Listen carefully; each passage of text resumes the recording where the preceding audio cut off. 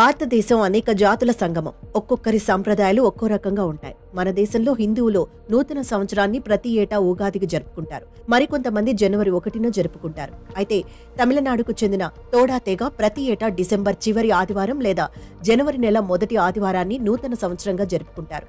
తాజాగా ఈ వేడుకలను నీలగిరి జిల్లాలోని ముత్తనాడు మున్ సమీపంలోని మూన్సో ఆలయంలో ఘనంగా నిర్వహించారు. మోద్వేతుగా పిలువబడే ఈ పండుగను 14 వంశాలకు చెందిన తోడా ప్రజలు ఆనందోత్సాహాల మధ్య జరుపుకున్నారు.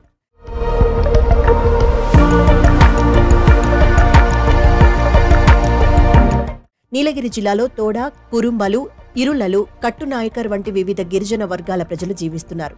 తమ పూర్వీకులు ఇచ్చిన సంస్కృతి సంప్రదాయాలను వదలకుండా జీవిస్తున్నారు. వీరిలోని తోడా తెగకు చెందిన పురుషులు ప్రతి ఏటా డిసెంబర్ చివరి వారంలో నూతన సంవత్సర వేడుకను జరుపుకుంటారు. మోద్వేత్ పండుగ సందర్భంగా ఈ తెగ పురుషులు నీలగిరిలోని ముత్తనాడు ముందుకు చేరుకుని తమ ఆరాధ్య దైవాలైన మూన్పో, అడయాల్వో ఆలయాల్లో ప్రత్యేక పూజలు నిర్వహించారు.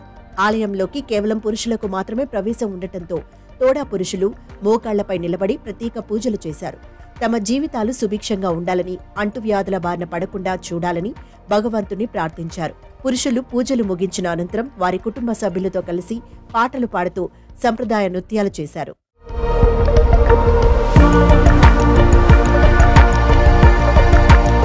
వేడుక సందర్భంగా యువకులు బండరాళ్లను మోసే కార్యక్రమాన్ని నిర్వహించారు.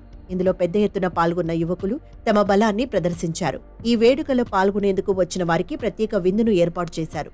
పూజా కార్యక్రమాల అనంతరం ఈ వేడుకకు వచ్చిన వృద్ధుల కాళ్లకు నమస్కరించి వారి ఆశీర్వాదాలు తీసుకున్నారు.